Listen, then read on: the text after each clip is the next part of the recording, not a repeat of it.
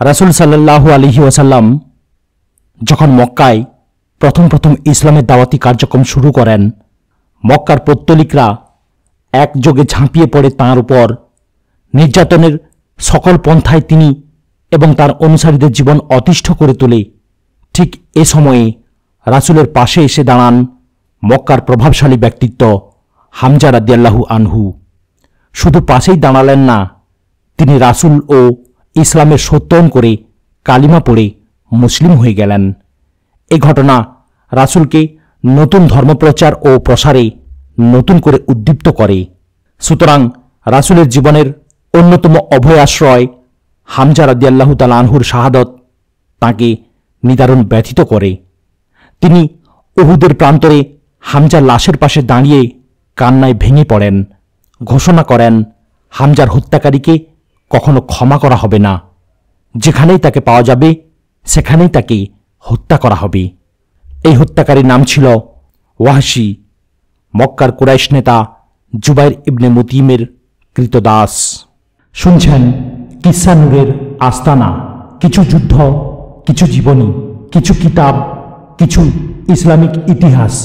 এই আস্তানায় সবই আছে। কিসসা নূরের আস্তানায় আজকের কিসসা নাজিব কিলানি রচিত হামজার খুনি। ভিডিওগুলো অবশ্যই দ্বীনের খিদমতের জন্য বানানো। মানুষের ঈমান যাতে আরও বৃদ্ধি পায় সেই জন্য এটি নির্দ্বিধায় আপনারা কপি করতে পারেন, কোনো বাধা নেই। আর হ্যাঁ, অবশ্যই শেয়ার, লাইক ও কমেন্ট করতে ভুলবেন না। তাহলে শুরু করা যাক। গভীর রাত, চারদিকে ঘন অন্ধকার। অন্ধকারের চাদরে আবৃত গোটা মক্কা নগরী।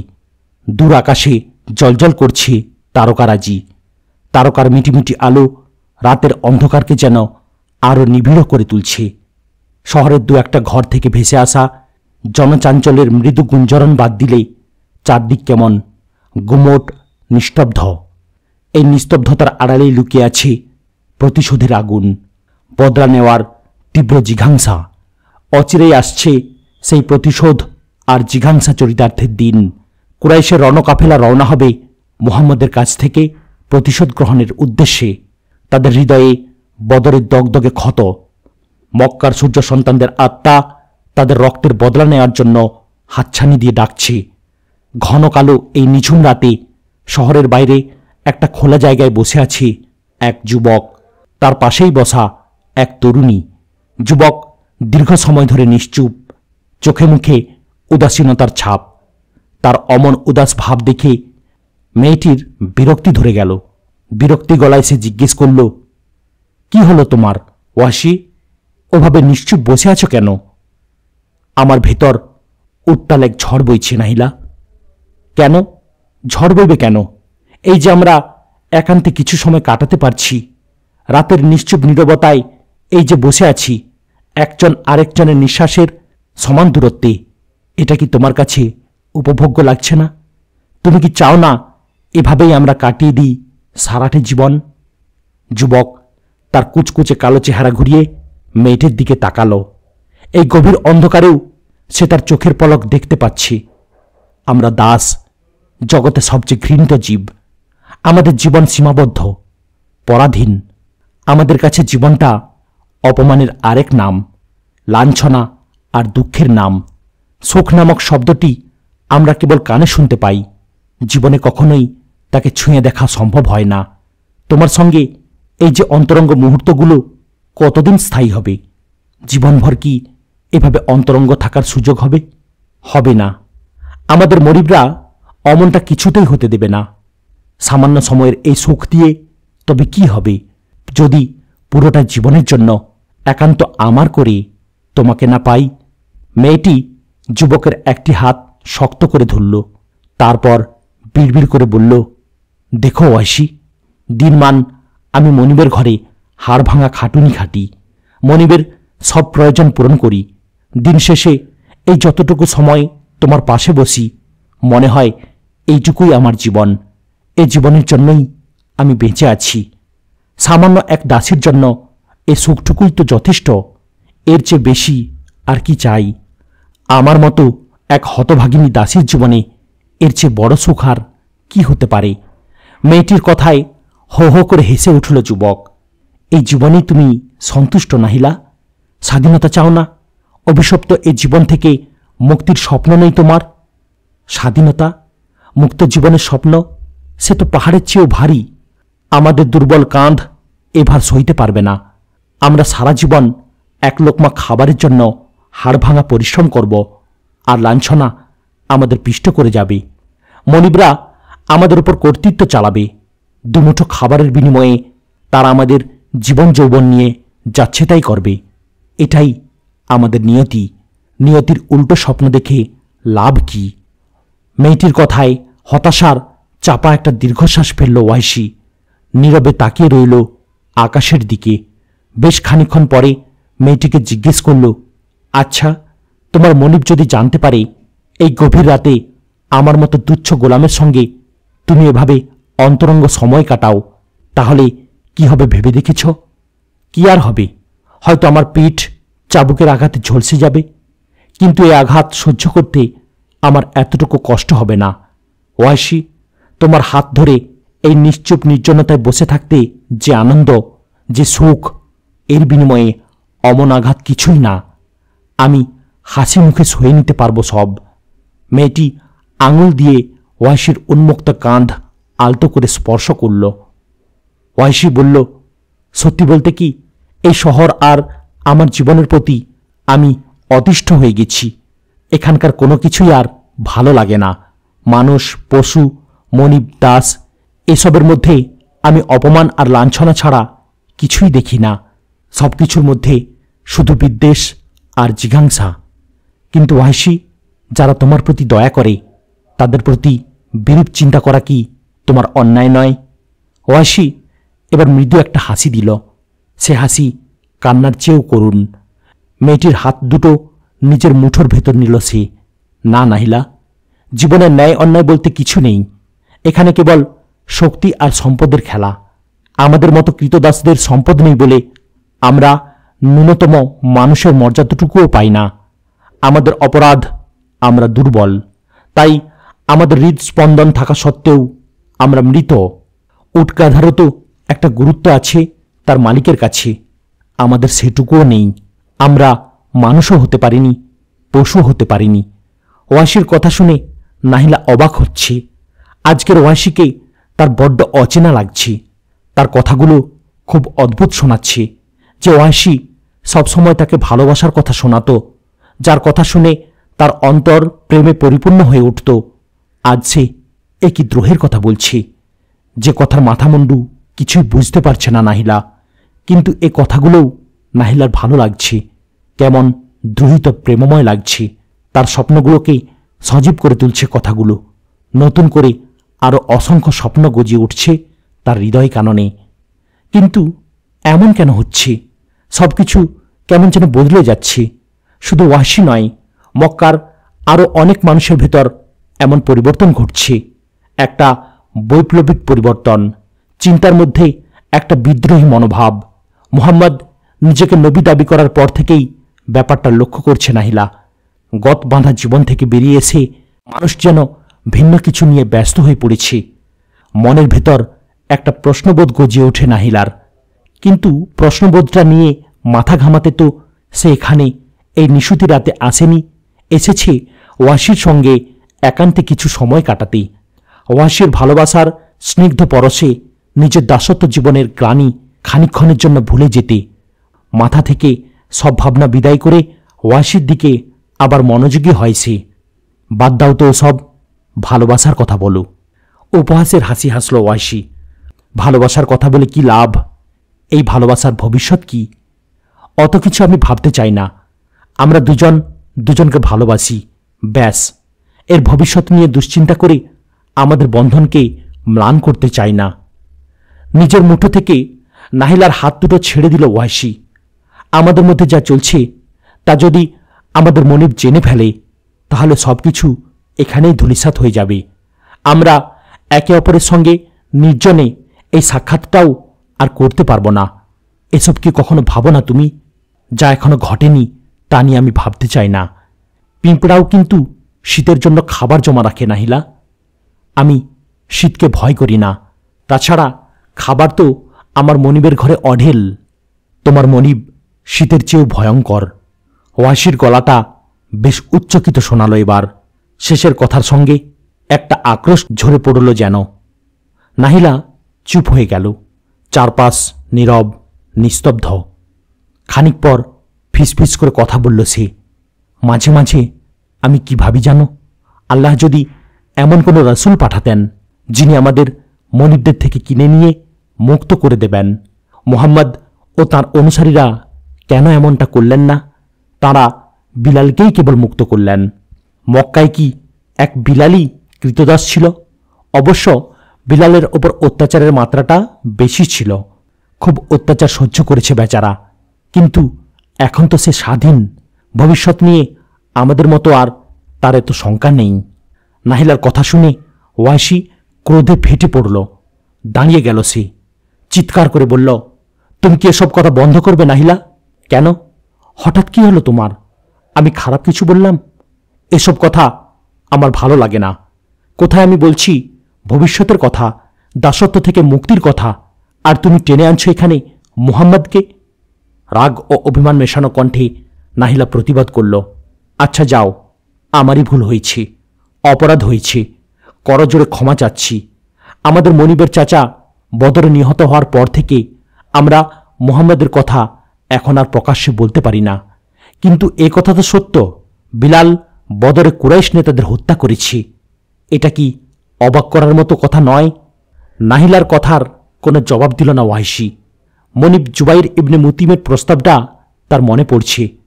এখন এসব ভাবার সময় নয়। তারপরও মনিবের লোভনীয় প্রস্তাবটা সে মাথা থেকে সরাতে পারছে না। এই কদিন আগেকার কথা। তার মনিব জুবাইর ইবনে মুতিম তাকে ডেকে নিয়ে বলল, ওয়াহিশী, তোমার বর্ষা চালানোর দক্ষতা সম্পর্কে আমি ভালো করেই জানি। তোমার নিশানা অব্যর্থ। মক্কায় তোমার এই খ্যাতি বহুদিন যাবৎ।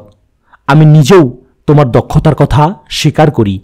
আমার বিশ্বাস তুমি এই কাজটি করার জন্য সবচেয়ে উপযুক্ত। তুমি যদি বর্ষা হাতে সেই সাহসের পরিচয় দিতে পারো, তাহলে সঙ্গে সঙ্গে তুমি মুক্ত।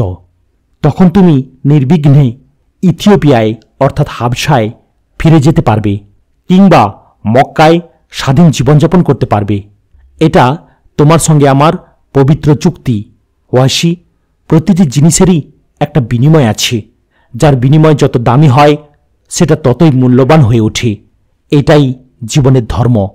তুমি জানো, মুহাম্মদের লোকেরা আমার চাচা তুয়াইমা ইবনে আদিকে বদরের যুদ্ধে হত্যা করেছে। তাকে হত্যা করেছে স্বয়ং মুহাম্মদের চাচা হামজা। আল্লাহর কসম ওয়াহিশী, তুমি যদি হামজাকে হত্যা করতে পারো, তাহলে আমি তোমাকে আমার দাসত্ব থেকে মুক্ত করে দেব। তারপর তোমার ভবিষ্যৎ তুমিই নির্মাণ করবে। কিছুদিন পর আমরা মুহাম্মদের লোকদের সঙ্গে নিয়ে মোকাবিলার জন্য যাব। তোমাকেও সঙ্গে নেব। দেখব তুমি কি করতে পারো। জীবনে এমন সুযোগ দ্বিতীয়বার আসে না।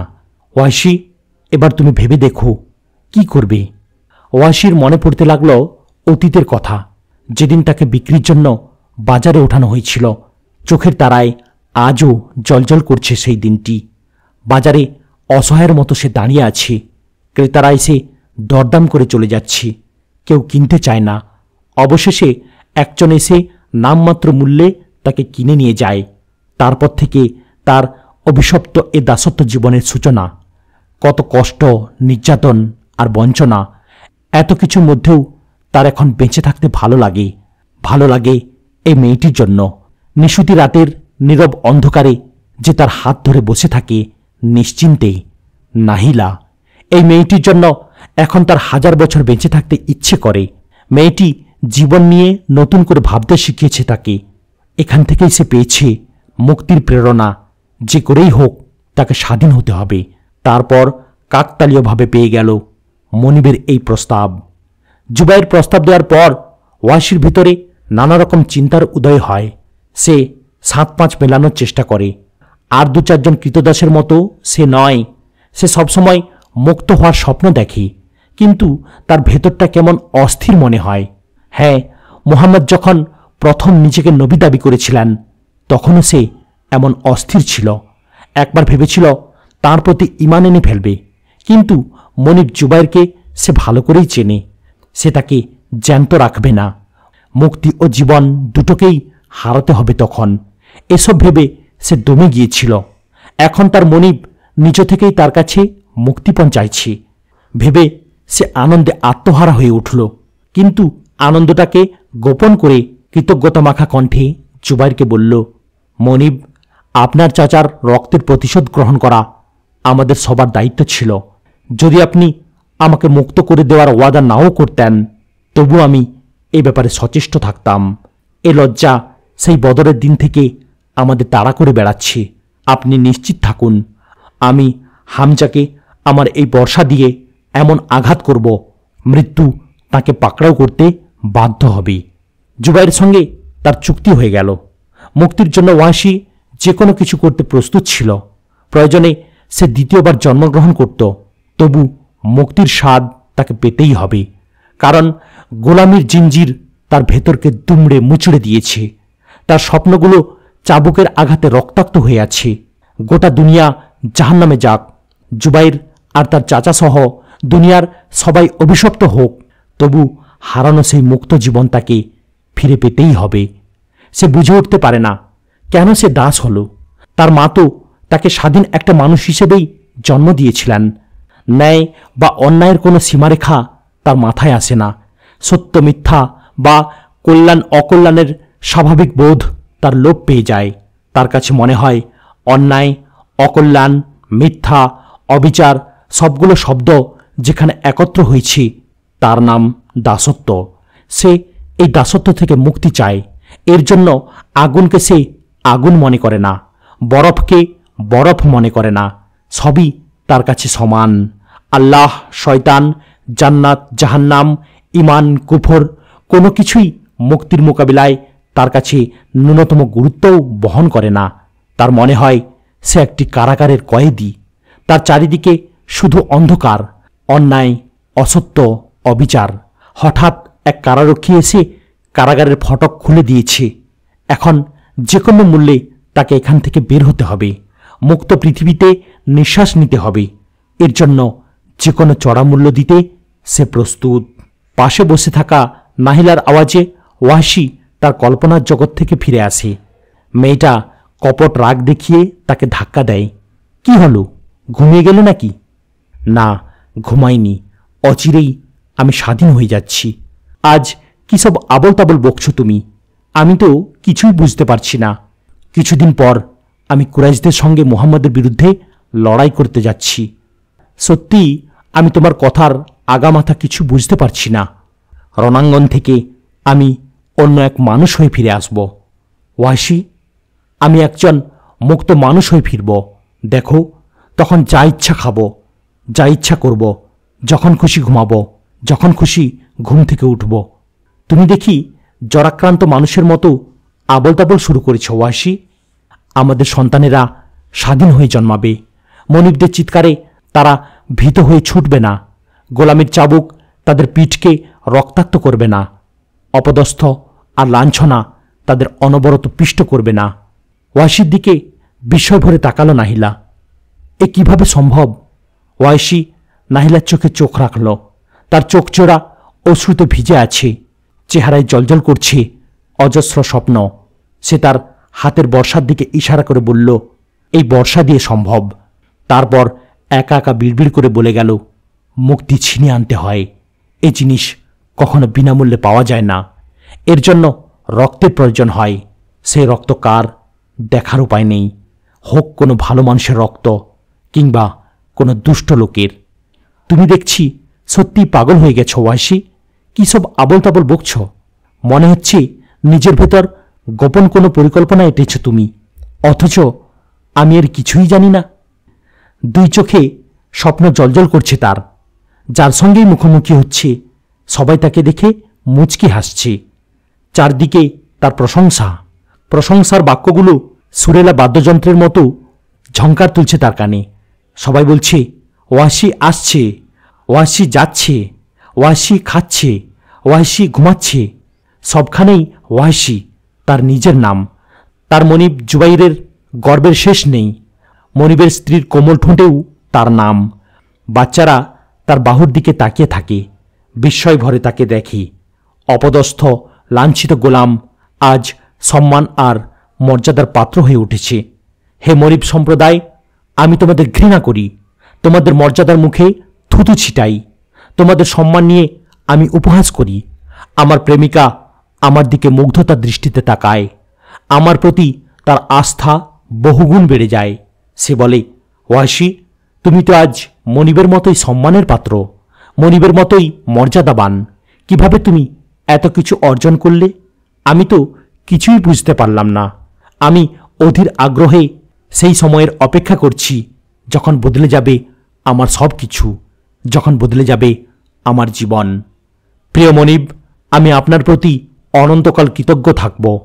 আমার সামরিক দক্ষতা, শারীরিক সক্ষমতা সব কিছুই আপনার অনুগত থাকবে। আপনি আমাকে নতুন জীবন দান করেছেন। এখন আমি প্রমাণ করতে চাই যে কিছু কিছু কাজ আমি একজন স্বাধীন ক্ষমতাবান মানুষের চেয়েও ভালোভাবে করতে পারি। অনেক কাজই আমাকে ছাড়া পূর্ণতা পায় না। আমি একজন তুচ্ছ কৃতদাস ছিলাম। আপনি আমার সঙ্গে একটি পবিত্র চুক্তি করেছেন।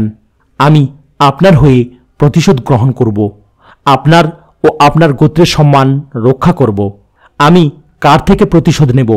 হামজা ইবনে আব্দুল মুত্তালিব, আরবের শ্রেষ্ঠ অশ্বারোহী, আল্লাহর রাসূলের চাচা। বদরের রণাঙ্গনে তিনি কুরাইশ নেতাদের কচুকাটা করেছেন। তাকে হত্যার জন্য আমি পূর্ণ প্রস্তুতি নিয়েছি, নিখাদ পরিকল্পনা করেছি, কোথাও সামান্য দুর্বলতা রাখিনি। এখানেই আমার নিজেকে প্রমাণ করতে হবে, নতুবা গোলামের জিঞ্জির থেকে আমার মুক্তি মিলবে না। নিজেকে আমার এখন আরবের বিখ্যাত বীর আন্নারা ইবনে সাদ্দাদের মতো মনে হচ্ছে। হে আন্নারা, বনু আবাসা তোমাকে অপমান করেছিল, তোমাকে লাঞ্ছনায় পিষ্ট করেছিল, তোমার সম্মান তারা নষ্ট করেছিল। আবলার প্রতি তোমার ভালোবাসাকে তারা অবজ্ঞার চোখে দেখেছিল, কারণ তুমি ছিলে কৃতদাস, দেখতে কালো আর কুৎসিত। আর আবলা ছিল সর্দারের কন্যা, উচ্চ বংশের মেয়ে। কিন্তু তারা ভুলে গিয়েছিল যে তোমার ভালোবাসা তোমার চেহারার মতো কুৎসিত নয়, তোমার রক্তের রং তাদের থেকে ভিন্ন নয়।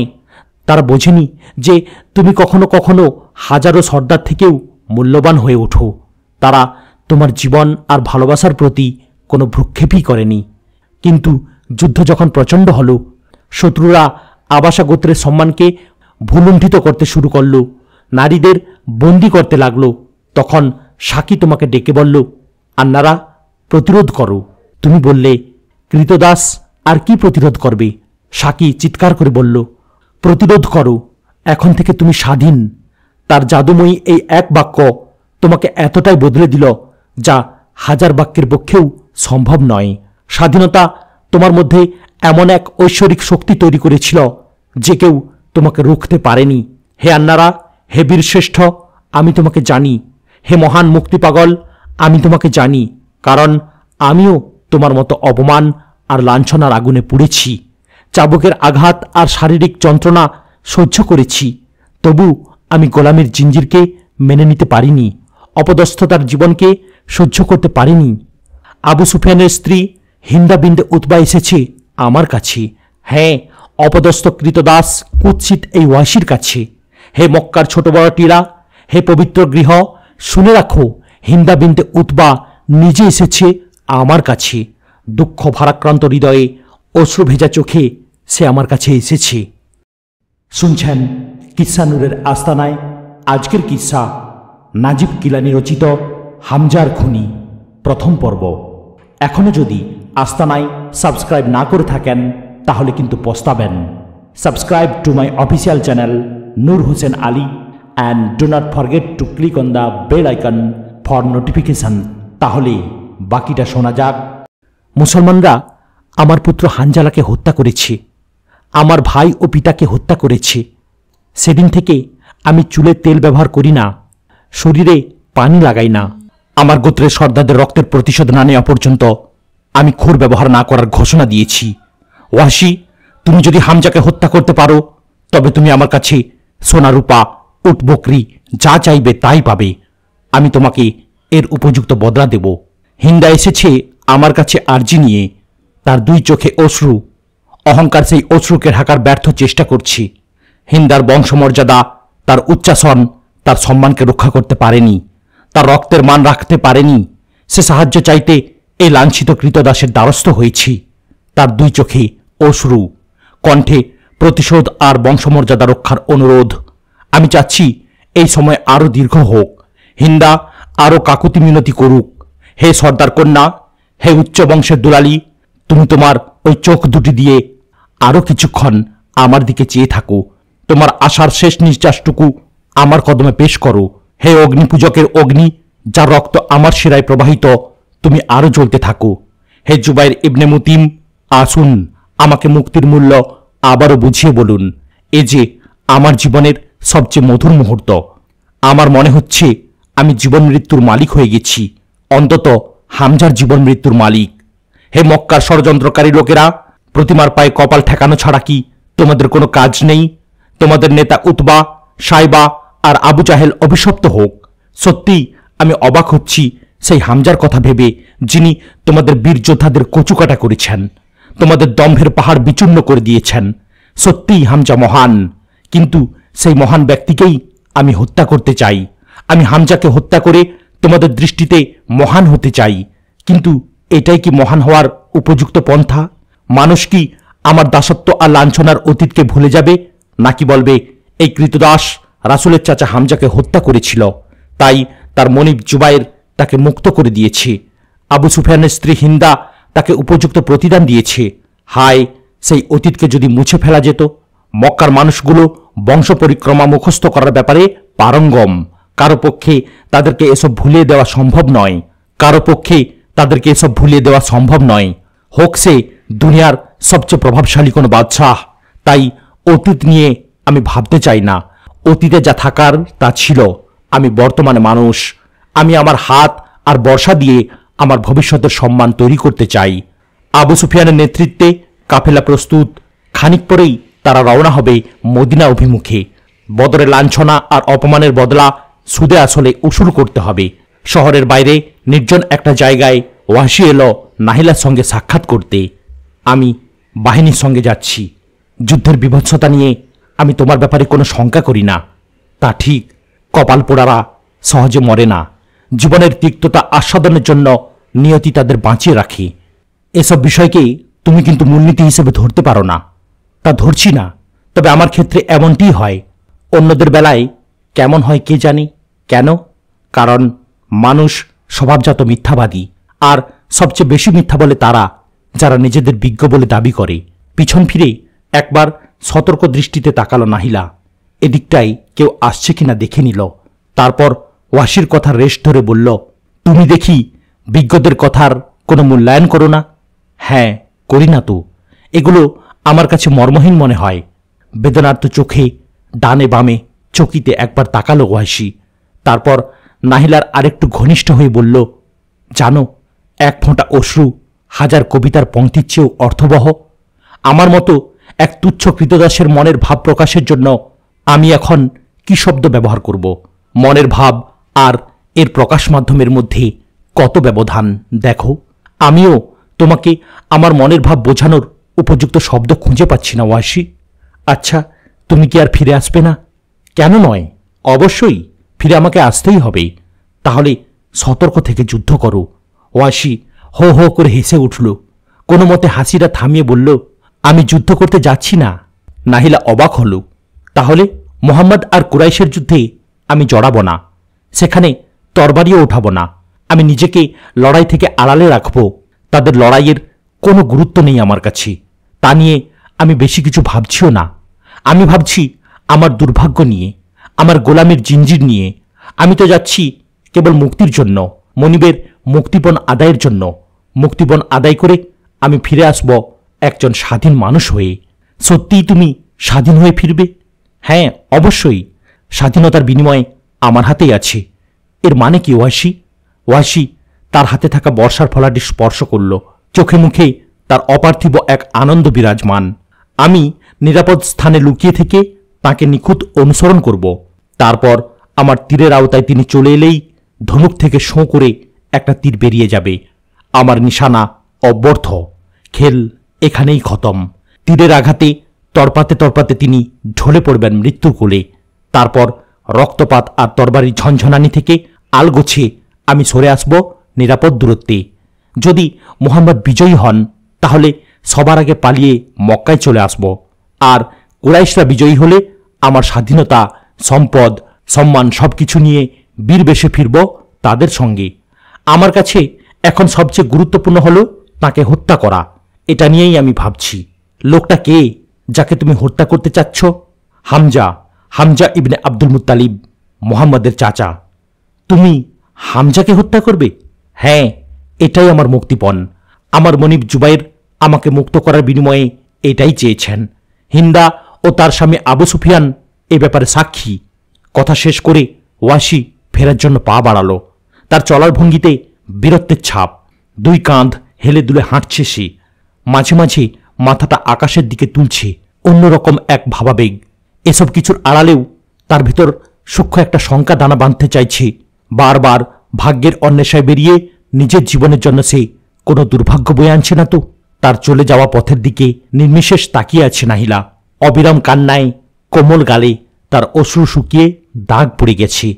অভিমান আর কষ্টে ভেতরটা তার দুমড়ে মুচড়ে যাচ্ছে। দুঃখে নিজের জিহ্বা কামড়ে ধরছে আর বিড়বিড় করে বলছে, হাই ওয়াসি, এই কদিনেই কেমন পাল্টে গেল। তার কথাবার্তাগুলো এখন আমার কাছে কেমন অর্থহীন মনে হয়। কেমন যেন অস্থির সে, পেরেশান, যেন ঘুমিয়েও শান্তি পায় না, জেগে থেকেও না। পানাহার তাকে তৃপ্ত করতে পারে না। আমার পাশে বসলে এখন আর তার মন ভরে ওঠে না। সে যেন অন্য কোনো জগতের বাসিন্দা হয়ে গেছে। তার আর আমার মধ্যে যেন দুর্লঙ্ঘ এক প্রাচীর নির্মিত হয়েছে। সে নিজেকে নিজের তৈরি এক জগতে আচ্ছন্ন করে রাখছে, যেন কোনো কারাগারে বন্দী। ধীরে ধীরে ওয়াসি নাহিলার দৃষ্টিসীমার বাইরে চলে গেল। এখন শুধু তার চেহারাটা নাহিলার চোখে ভাসছে। জিঘাংসা আর মুক্তির স্বপ্নে চকচক চোখ দুটি ভাসছে। তার এলোমেলো কথাগুলো মাথায় ঘুরপাক খাচ্ছে। এসব কিছুর পরও মুহাম্মাদের কথা নাহিলার মনে পড়ছে। মুহাম্মাদের ব্যাপারে নেতিবাচক অনেক কিছুই সে ওয়াসির কাছে শুনেছে, কিন্তু তারপরও মুহাম্মাদের প্রতি তার শ্রদ্ধা আর আগ্রহে এতটুকু চিড় ধরেনি। হয়তো অচিরেই সে ওয়াসির কথা ভুলে যাবে। তারপর মুমিন নারীদের দলভুক্ত হয়ে জীবনের নতুন স্বাদ উপভোগ করবে। মক্কা থেকে উহুদ মাঝখানে দীর্ঘ পথ। কাফেলা অবিরাম ছুটে চলছে সেই পথ মারিয়ে। দিনের পর রাত আসছে, রাতের পর দিন। কাফেলার প্রধান আবু সুফিয়ান সামনে থেকে পথ বাতলে যাচ্ছে। তার বাহনের উপর সেনাপতির ঝান্ডা মরু হাওয়ায় পথপথ করে উঠছে। কুরাইশ নেতারা আছে সামনের কাতারে। কাফেলা যাত্রাবিরতি করলেই বিভিন্ন আলোচনা হচ্ছে, উট জবাই করা হচ্ছে, মদের আড্ডা জমছে। এসব কিছুর আড়ালেও সবার ভেতর কেমন একটা শঙ্কা, অজানা এক ভয় সারাক্ষণ জাগরুক থাকে। ওয়াসি কাফেলার মধ্যে হাঁটাচলা করে, তাদের কথাবার্তা কান ভরে শোনে, এদিক সেদিক নজর রাখে। তার চোখে শুধু ভেসে ওঠে হামজার ছবি। সে অপেক্ষায় আছে কখন যুদ্ধ শুরু হবে, কখন সে জীবনের সবচেয়ে সৌভাগ্যময় দিনটির দেখা পাবে, কখন সে মুক্তির স্বাদ আস্বাদন করবে। এক যাত্রাবিরতিতে কুরাইশ নেতারা বসে গল্প করছিল। আবু সুফিয়ানের স্ত্রী হিন্দার আওয়াজ তখন ভেসে এলো ওয়াসির কানে। সে মনোযোগী হলো হিন্দার কথায়। হিন্দা তখন বলছে, হে কুরাইশ নেতারা, এই অপেক্ষা খুবই সামান্য। এরপরেই মুহাম্মাদের খেল খতম হয়ে যাবে। নিহত কুরাইশ নেতাদের আত্মাগুলো শান্তি পাবে, প্রতিশোধের আগুন নিভে যাবে। হিন্দার কথায় আবু সুফিয়ান মাথা ঝাঁকিয়ে অস্বীকৃতি জানালো। বলল, প্রতিশোধের আগুন কখনো নেভার নয় হিন্দা। তুমি কি মনে করো মুহাম্মদ আর হামজাকে শেষ করে দিলেই সব ব্যথা মুছে যাবে, প্রিয়জনের শোক দূর হয়ে যাবে? এ অসম্ভব হিন্দা। হয়তো আমরা আমাদের সম্মান আর মর্যাদা পুনরুদ্ধার করতে পারবো, হয়তো সবকিছুর প্রতিশোধ নিতে পারবো, কিন্তু তোমার পুত্র হানজালার শোক, তোমার পিতা আর ভাই হারানোর শোক, প্রিয়জনের বিচ্ছেদের শোক কি তোমাকে আমৃত্যু কুরে কুরে খাবে না? হিন্দা বেদনার্ত কণ্ঠে বলল, আপনি সবকিছুকে ভিন্ন করে দেখেন। আল্লাহর কসম, যদি হামজাকে নিপাত করা যায় আর মুহাম্মদকে হত্যা করা যায়, তাহলে আমার ভেতরে বিন্দু পরিমাণ কষ্টও আর থাকবে না। মৃত্যু তো সবার জন্যই নির্ধারিত।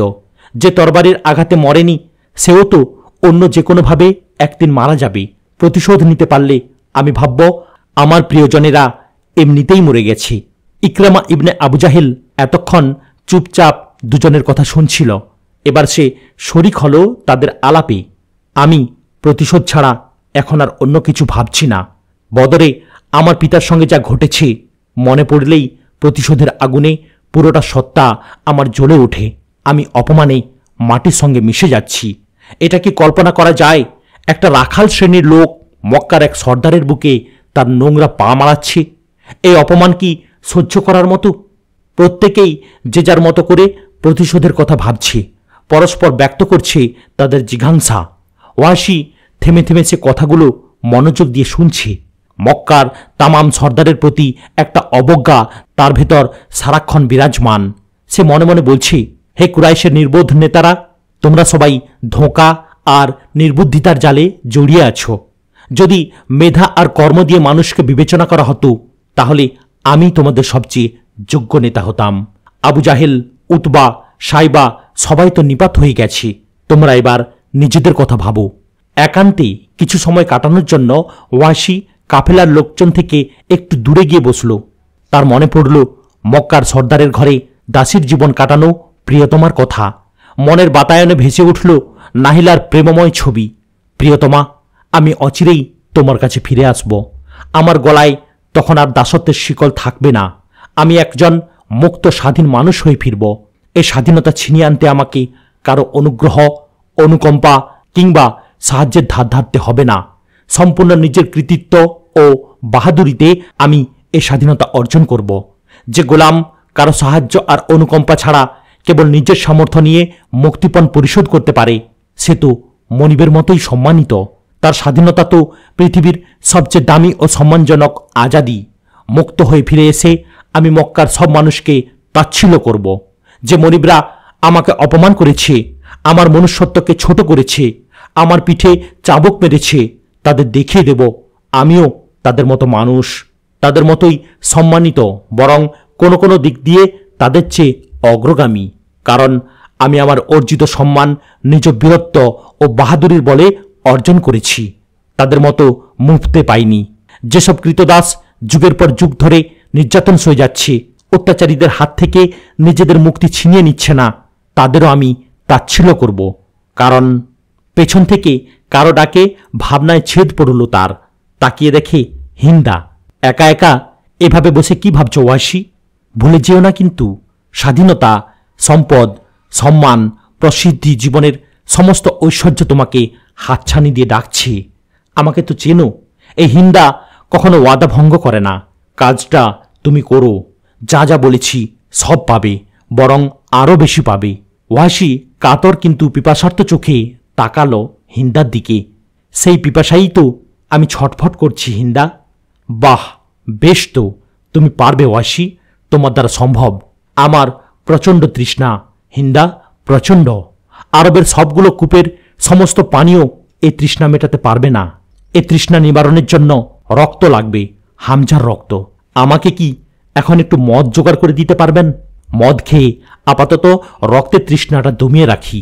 তোমার উত্তেজনা ও স্পৃহা দেখে ভালো লাগছে। তুমি পারবে ওয়াসি, তুমি পারবে। হিন্দা মুচকি হেসে বলল। তারপর দ্রুত পায়ে ফিরে গেল তাঁবুর ভেতর। খানিক পর এক দাসীকে নিয়ে ফিরে এলো, দাসীর হাতে মদ ভর্তি পেয়ালা। হিন্দা দাসীর হাত থেকে মদের পেয়ালা নিয়ে নিজ হাতে ওয়াসির দিকে এগিয়ে দিতে দিতে বলল, আমাদের বাহিনীর সবাই যদি তোমার মতো হতো তাহলে আমি ভরসা পেতাম। আমি নিশ্চিত থাকতাম যে আমার ভেতরের কষ্ট উপশম হবেই। কিন্তু লোকদের অবস্থা তো আমি জানি। কাপুরুষের অভাব নেই এই দলে। মদের পেয়ালায় চুমুক দিতে দিতে ওয়াসি জিজ্ঞেস করে, আমাকে আপনার কাছে কেমন মনে হয় হিন্দা? আমি যদি বংশ পরম্পরা নতুন করে তৈরি করতে পারতাম তবে তোমাকে কুরাইশের সর্দার বানিয়ে দিতাম। তুমি কি মনে করো যে আমি এর উপযুক্ত? এর চেয়ে বড় কিছুর উপযুক্ত তুমি, তাই নাকি? আমার প্রতি আপনার এই ধারণা কবে থেকে? অনেক আগে থেকেই। যখন আমি তোমার দক্ষতার কথা শুনলাম, বীরত্ব ও বাহাদুরি সম্পর্কে অবগত হলাম, শাস্তি সহ্য করেও মনিবের প্রতি তোমার অটল আনুগত্য দেখলাম, তখনই আমি বুঝে নিয়েছি তুমি কৃতদাস নয়, নেতা হওয়ার উপযুক্ত। তখন থেকেই তোমার প্রতি আমার অন্যরকম এক ভালো লাগা কাজ করে। প্রতিনিয়তই ইচ্ছে হতো তোমার জন্য কিছু করি, কিন্তু কোনো সুযোগ খুঁজে পাচ্ছিলাম না। সামান্য থামল হিন্দা, একটা ঢোক গিলল, তারপর আবার বলতে শুরু করল, এখন সে সুযোগ এসে গেছে ওয়াসি। যদি হামজাকে হত্যা করতে পারো তুমি, তবে এমন মর্যাদা লাভ করবে যা এর আগে কেউ পায়নি। হামজা মুহাম্মদের মতবাদের একটি স্তম্ভ। সে একাই এক বাহিনীর শক্তি রাখে। আমার প্রিয়জনদের হত্যা করেছে সে, কচুকাটা করেছে আমাদের বীরদের। উপরন্তু সে মুহাম্মদের চাচা। তাকে হত্যা করা মানে মুহাম্মদের বুক থেকে রক্ত চুষে খাওয়া। হিন্দার কথায় এক অসামান্য প্রশান্তি পাচ্ছে ওয়াসি। তার কানে বাদ্যযন্ত্রের মতো ঝংকার তুলছে কথাগুলো। হৃদয়ের সীমানা জুড়ে অসম্ভব এক তৃপ্তি তাকে আচ্ছন্ন করে ফেলছে। মদের পেয়ালা তখন শূন্য হয়ে গেছে। হিন্দার পাশে সে আলগোছে ঢলে পড়ল। পৃথিবীকে আজ তার ভীষণ সুন্দর লাগছে। আজ সে নিজ কানে নিজের বীরত্বের প্রশংসা শুনছে, নিজের সঠিক মূল্যায়ন পাচ্ছে। তার মনে হলো জীবনে এর চেয়ে বেশি আর চাওয়ার কিছু নেই। হায়, নাহিলা যদি হিন্দার এ কথাগুলো শুনত। হিন্দা তার কাজে ফিরে গেল। প্রশংসা কিংবা মদের ঘরে ঢলে পড়া ওয়াসি উঠে বসল মরুবালিয়াড়ের উপর। দাসী আরেক পেয়ালা মদ এনে দিল তাঁবু থেকে। নতুন পেয়ালায় আয়েশ করে চুমুক দিচ্ছে সে। ইকরামা, আবু সুফিয়ান, জুবাইর ইবনে মুতিম কোথায়? ওরা কেন আসছে না? তার সঙ্গে মদ পান করতে তো এখন আর তাদের সম্মানে আঘাত লাগার কথা নয়। এখন তো সে আর কৃতদাস নয়, বীর বাহাদুর, যে অচিরেই মক্কার সূর্য সন্তানদের রক্তের বদলা নেবে। মদের পেয়ালা তার কল্পচোখ খুলে দিল। কল্পচোখে চিত্রায়িত হতে লাগল মধুর সব দৃশ্য। মক্কার নেতারা তার পাশে বসে মদ পান করতে করতে ঘোষ গল্পে মেতে উঠেছে, তার সঙ্গেও গল্প করছে। হঠাৎ একটা বিষয় নিয়ে তার সঙ্গে তাদের মতবিরোধ লেগে গেল। সে হুঙ্কার দিয়ে উঠল। মদের নেশা তখন পুরোপুরি আচ্ছন্ন করে ফেলেছে তাকে। ঘরের ভেতর সে দেখল জুবাইর ইবনে মুতিম এসে তাকে বলছে, ওয়াসি, পাগল হয়েছ তুমি? নেশাগ্রন্ত কণ্ঠে সে উত্তর দিল, না, পাগল হব কেন? ওয়াসি কখনো পাগল হয় না। কুরাইশ নেতারা আমাকে নিয়ে উপহাস করে। আজ তাদের জন্মের মতো শিক্ষা দিয়ে ছাড়ব। কিন্তু কোথায় তারা? আমি তো কাউকে দেখতে পাচ্ছি না। দেখতে পাবে কিভাবে? এতক্ষণে আমার ভয়ে সবাই লেজ গুটিয়ে পালিয়েছে। জুবাইর বুঝে নিল এর হুঁশ জ্ঞান কিছুই আর ঠিক নেই। মাত্রাতিরিক্ত মদপান করে ফেলেছে। মাতাল হলে চাবুকের আঘাত ছাড়া কখনো এর জ্ঞান ফেরানো যায় না।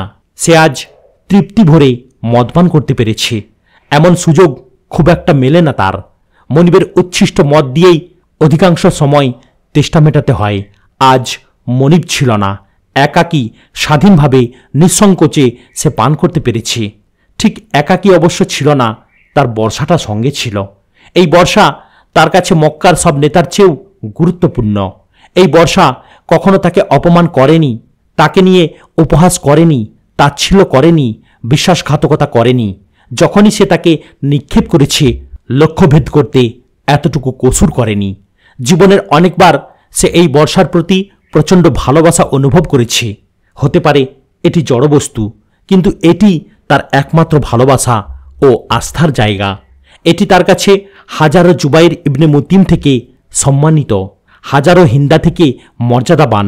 জুবাইর আর হিন্দা গাদ্দারি করে, বিশ্বাসঘাতকতা করে, উপহাস করে, কিন্তু তার বর্ষা এসব থেকে পবিত্র। এই জড়বস্তুর টুকরোটাই তাকে তার স্বাধীনতা ফিরিয়ে দেবে। তাই এটিই তার জীবন, এটিই তার সব কিছু। ওয়াসি তার বর্ষার কথা ভাবতে ভাবতে আড়মোড়া ভাঙল। তার চেহারা বিবর্ণ হয়ে গেছে, মাথা চক্কর দিচ্ছে, চোখ জোড়া লাল টকটক করছে। বসা থেকে উঠে দাঁড়ালো সে। চিৎকার করে বলতে লাগলো, মক্কার নেতারা, কোথায় তোমরা? সাহস থাকলে আমার সামনে আসো। তোমাদের সবকটিকে আজ আমি পিষে ফেলব। কাফেলার সবাই ততক্ষণে তার আশেপাশে জড়ো হয়ে গেছে।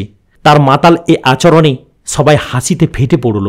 জুবাইর ইবনে মুতিম বলল, মাতালটা নিজেকেই নিজে চিনতে পারছে না দেখছি। চাবুক না লাগালে হুঁশ ফিরবে না। ওকে ওর মতো থাকতে দাও, আমরা একটু তামাশা দেখি। কাফেলার কেউ একজন জুবাইরের কথায় বাদ সেধে বলল, তামাশা দেখতে হলে নিরাপদে দেখো, ওর হাত থেকে বর্ষা ছিনিয়ে নাও। ওকে আমি ভালো করে চিনি। মাতাল হলে কখন কি করে বসে কোনো ঠিক নেই। এই বলে কারো অপেক্ষা না করে জুবাইর নিজেই উঠে দাঁড়ালো বর্ষা ছিনিয়ে আনতে। দৃঢ় পায়ে ওয়াসির দিকে এগিয়ে যেতে লাগলো সে। তীক্ষ্ণ দৃষ্টি দিয়ে তাকে একবার পরখ করে নিল, তারপর ধমকের সুরে বলল, ওয়াসি, বর্ষাটা আমাকে দাও।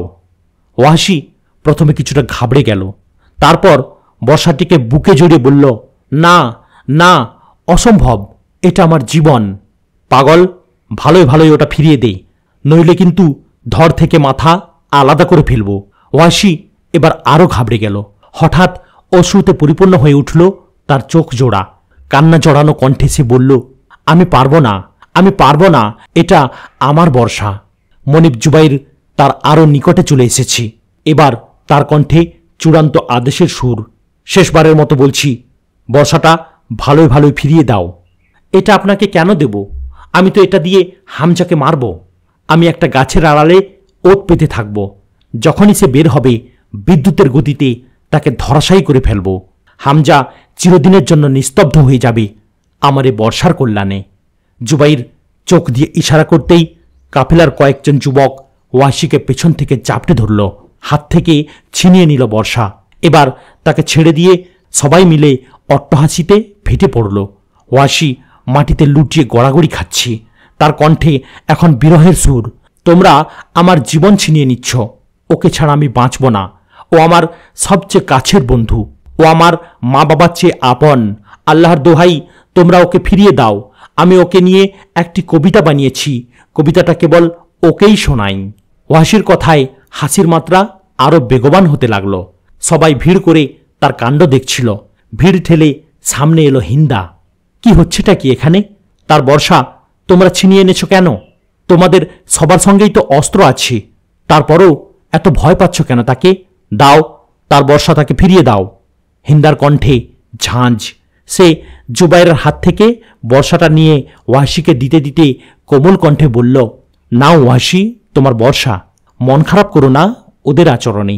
বজ্জাতের দল শুধু শুধু তোমাকে কষ্ট দিয়েছে। ওয়াসির চেহারা শিশুদের মতো উজ্জ্বল হয়ে উঠল। হিন্দার হাত থেকে বর্ষাটা নিয়ে সে চুমু খেতে লাগলো। প্রিয়তমা আমার, ওরা কখনোই তোমার সঙ্গে আমার বিচ্ছেদ ঘটাতে পারবে না। জানো না, তোমার বিচ্ছেদ আমার জন্য মা বাবার বিচ্ছেদ থেকেও কষ্টের। ওয়াসির কথায় আবারও হাসির রোল পড়ে গেল। একজন ঠাট্টা করে বলল, ওয়াসিকে ওর প্রেম প্রণয় করতে দাও। সে এখন প্রেমের সাগরে হাবুডুবু খাচ্ছে। কিছু সময় অতিবাহিত না হলে এই প্রেম তার মাথা থেকে নামবে না। তারপর সে ওয়াসিকে উদ্দেশ্য করে বলল, ওয়াসি, তোমার বর্ষা কি কুমারী? ওয়াসি অশ্রু ভেজা চোখ মুছতে মুছতে শক্ত গলায় বলল, অবশ্যই সে সম্ভ্রান্ত কুমারী, তার চরিত্রে কোনো কলঙ্ক নেই। সবাই আবারও হেসে উঠল। আরেকজন বলল, তার সঙ্গে তো আমার পুরনো প্রণয় ছিল। ওয়াসি রেগে চিৎকার করে উঠল, অসম্ভব, যাহা মিথ্যা বলছো তুমি। আমি ছাড়া এ পৃথিবীতে আর কেউ নেই, তার ছিল না। দীর্ঘ সময় ওয়াসিকে নিয়ে এই তামাশা চলল। তারপর যে যার কাজে মগ্ন হয়ে গেল। ইতিমধ্যে সন্ধ্যা নেমে এসেছে। ওয়াসি নরম বালুর উপর উপুড় হয়ে পড়ে আছে। তার মাথা প্রচণ্ড ভারী লাগছে। আস্তে আস্তে সে চেতনা ফিরে পাচ্ছে। ভুনা উট আর দুম্বার ঘ্রাণ পেয়ে মাথা তুলে বসল সে। পেটে তার প্রচণ্ড খিদে। চেতনা ফিরে পেতেই তার বুকটা আবারও ভারী হয়ে উঠল।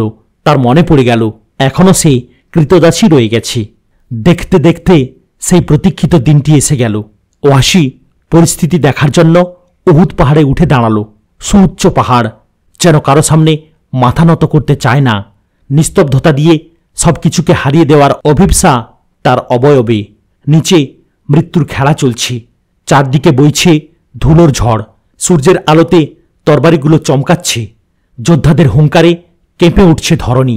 মুসলিম বাহিনী প্রচণ্ড দৃঢ়তার পরিচয় দিচ্ছে। ওয়াসির কোনো মাথা ব্যথা নেই ওসবে। সে কেবল খুঁজে বেড়াচ্ছে তার শিকার। কোথায় হামজা? এ কি দেখছি আমি? এ যে মক্কার এক কৃতদাস, মোহাম্মদের দলে যুদ্ধ করছে। স্বাধীন হয়ে গেছে সে। কি সৌভাগ্য তার! আমি তো তাকে ভালো করেই চিনি। সে এত অত্যাচার সইছে কোনো মানুষ যা সইতে পারে না। তারপরও মুহাম্মদের ধর্ম ত্যাগ করতে রাজি হয়নি। চাইলে মুখে মুখে অস্বীকার করে অত্যাচার থেকে বেঁচে যেতে পারত, কিন্তু তাও করেনি। সত্যি অবাক হতে হয় তার বিশ্বাসের দৃঢ়তা দেখে। শেষ পর্যন্ত মুহাম্মদের কোনো অনুসারী তাকে কিনে মুক্ত করে দেওয়ায় সে মুক্তি লাভ করেছে। আজ সে সর্দারের মতো, তার স্বাধীনতা আছে, স্বতন্ত্র বিশ্বাস আছে। এত কিছুর পরও এক জায়গায় সে ছোট হয়ে গেছে, মুহাম্মদের কাছে। মুহাম্মদের কাছে সে ঋণী। মুহাম্মদের যেই অনুসারী তাকে মুক্ত করেছে তার কাছেও সে ঋণী। আমি এমনটা চাই না। আমি কারো কাছে ঋণী থাকতে চাই না। এখানে ন্যায় অন্যায় বলতে কিছুই নেই। আমি আমার বর্ষা দিয়ে আমার স্বাধীনতা ছিনিয়ে আনব। আমার উপর কারো কোনো অনুগ্রহ থাকবে না। এ কি দেখছি আমি? মুসলমানরা কুরাইশের এক ঝান্ডা বাহিনীকে ধরাশায়ী করে ফেলল। আবু সুফিয়ান পেরেশান। ওয়াসারোহী বাহিনীর সেনাপতি খালিদ বিন ওয়ালিদও মুহাম্মদ ও তার অনুসারীদের মোকাবিলায় দাঁড়াতে পারছে না। মুসলমানদের তীর একটাও লক্ষ্যভ্রষ্ট হচ্ছে না। এইমাত্র কুরাইশদের আরেক ঝান্ডাবাহী মাটিতে লুটিয়ে পড়ল। মুসলমানরা ধীরে ধীরে এগিয়ে যাচ্ছে। ওয়াসি তার পেছনে একটি নারী কণ্ঠের আওয়াজ শুনতে পেল। যুদ্ধের কবিতা দুর্দান্ত কণ্ঠে আবৃত্তি করছে সে। নারীটি হিন্দা বিনতে উতবা। হিন্দা, তাকিয়ে দেখো কুরাইশদের ঝান্ডাবাহীরা কিভাবে লুটিয়ে পড়ছে। ক্রোধ আর ক্ষোভ ভরা চেহারায় হিন্দা তার দিকে তাকালো। আর তুমি এখানে দাঁড়িয়ে দাঁড়িয়ে তামাশা দেখছো? হামজাকে খুঁজে পাওনি এখনো? আমি তাড়াহুড়ো করতে চাচ্ছি না হিন্দা, উপযুক্ত সুযোগের অপেক্ষায় আছি। কিন্তু যুদ্ধ যেদিকে এগোচ্ছে তাতে তো ভালো কিছু দেখছি না। এইমাত্র আবু সুফিয়ানও মারা পড়ত যদি না কুরাইশদের অন্য যোদ্ধা তার সাহায্যে এগিয়ে আসত। হিন্দা বলল, কিছুক্ষণ আগে এক মুসলিম যোদ্ধা আমার উপর তরবারি উঠিয়েছিল, কিন্তু নারী দেখে আমাকে ছেড়ে দিয়ে চলে গেল। সে কি বলছিল শুনবে? কি? আল্লাহর রাসূলের তরবারি আমি কোনো অবলা নারীর রক্তে রঞ্জিত করতে চাই না। অবাক চোখে যুদ্ধের চিত্র দেখছে ওয়াসি। কুরাইশের ঝান্ডাবাহীরা একে একে মাটিতে লুটিয়ে পড়ছে। যদি মুসলমানরা বিজয়ী হয়ে যায় তাহলে অবস্থাটা কি দাঁড়াবে? ওয়াসি কি শুধু হামজাকে হত্যা করে খুশি থাকতে পারবে? উপরন্তু যদি মুসলমানদের হাতে বন্দী হয়ে যায় তবে কি দুর্দশাই না হবে তার। নবী মুহাম্মদের প্রিয় চাচাকে হত্যা করা কি তাদের কাছে কম বড় অপরাধ? ভাবতেই হৃদযন্ত্রের ক্রিয়া দ্রুত হয়ে উঠল ওয়াসির। ভয়ে সে কুঁচকে গেল। তার কুচকুচে কালো চেহারায় কেউ যেন আরও কিছু কালি লেপে দিয়েছে। মুসলমানরা তো সংখ্যায় একদম অল্প, মক্কার বাহিনী সে তুলনায় বিশাল। তাদের ভেতরে দাউ দাউ করে জ্বলছে প্রতিশোধের আগুন। এই ক্ষুদ্র বাহিনীর মোকাবিলায় তো তাদের ক্রুদ্ধ বিশাল বাহিনীরই জয় হওয়ার কথা। কিন্তু মুসলমানরা একই কারিশমা দেখাচ্ছে। মক্কার শক্তিশালী বাহিনী তাদের সামনে টিকতেই পারছে না। হতে পারে মুহাম্মদ সত্যের উপর আছে, হতে পারে আবু সুফিয়ান কান পর্যন্ত অসত্যে নিমজ্জিত, কিন্তু জয় তো সত্য অসত্যের বিচারে হয় না। এখানে শক্তি মূল কথা। যার শক্তি যত বেশি সেই হবে বিজয়ী। ওয়াসির চিন্তায় ধাঁধা লাগতে শুরু করলো। অনেক প্রশ্নের উত্তরই সে খুঁজে পাচ্ছে না। মনে হচ্ছে সে কোনো নতুন জগতে প্রবেশ করছে, যে জগতের সঙ্গে বাস্তব জগতের অনেক গরমিল। এই যে মুহাম্মদের অনুসারীরা বিস্ময়করভাবে মৃত্যুর দিকে ছুটছে, মৃত্যুর প্রতি তাদের এ আগ্রহ কি বিস্ময়কর নয়? তারা এ মৃত্যুকে শাহাদত বলে, এতে নাকি তারা জান্নাতের সুবাস পায়। এসবের কিছুই বুঝে আসে না ওয়াসির। সে মনে করে মৃত্যু তো মৃত্যুই, এরপর কি হবে কিছু জানে না সে। লোকে যা বলে সেগুলো তার বিশ্বাসও হয় না। তার বিশ্বাস শুধু নিজের বর্তমান অস্তিত্বেই সীমাবদ্ধ। তার কাছে এখন কেবল একটা জিনিসই গুরুত্বপূর্ণ, অভিশপ্ত এ দাসত্ব জীবন থেকে মুক্তি। জগতের অনেক কিছুই যে সে বোঝে না, এটা সে ভালো করেই জানে। সেগুলো বুঝতে পারবে বলে মনেও হয় না তার। নিজের সত্তার বাইরে আর বেশি কিছু বুঝতে চায় না সে। নিজের দাসত্ব মুক্তি নিয়েই সে এখন ব্যতিব্যস্ত। ওয়াসি সতর্ক হয়ে দাঁড়ালো, হাতের বর্ষাটা ঠিক করে নিল। তার চেহারায় জিঘাংসার ছাপ। ধূর্ত শিয়ালের মতো তার চোখ জোড়া শিকারের আশায় জলজল করছে। ওই তো হামজা, কল্পনা নয়, এ রক্ত মাংসের হামজা। কুরাইশদের কাতার ভেঙে ভেতরে ঢুকে পড়ছেন, সাহসী সিংহের মতো লড়ে যাচ্ছেন। তার সামনে দাঁড়াতেই পারছে না কেউ। এই তো হামজা ইবনে আব্দুল মুত্তালিব, মুহাম্মদের চাচা। কুরাইশদের আতঙ্ক, তাদের মর্সিয়ার রচয়িতা, এক অতুলনীয় সাহসী যোদ্ধা, অপ্রতিরোধ্য অশ্বারোহী। ওয়াসির ভেতরে অজানা এক ভয় দানা বেঁধে উঠল। এমন কেন হচ্ছে তার? এই মুহূর্তটির অপেক্ষায় তো সে এতদিন করে আসছিল। হামজাই তো একমাত্র ব্যক্তি যে তার স্বাধীনতার চাবিকাঠি। হামজার সঙ্গে ধীরে ধীরে তার দূরত্ব কমে আসছে। সে হামজার মুখোমুখি হয়ে কিছুতেই নিজের জীবন হুমকিতে ফেলতে রাজি নয়। কাছাকাছি একটা গাছের আড়ালে লুকিয়ে পড়ল সে। এখান থেকেই যদি সে বর্ষা দিয়ে আঘাত করে আর সে আঘাত লক্ষ্যভেদ করে তাহলে তো হলোই। লক্ষ্যচ্যুত হলেও হামজা তাকে দেখতে পাবেন না। এছাড়া হামজার মুখোমুখি হওয়ার মতো কোনো সাহস তার বুকে নেই।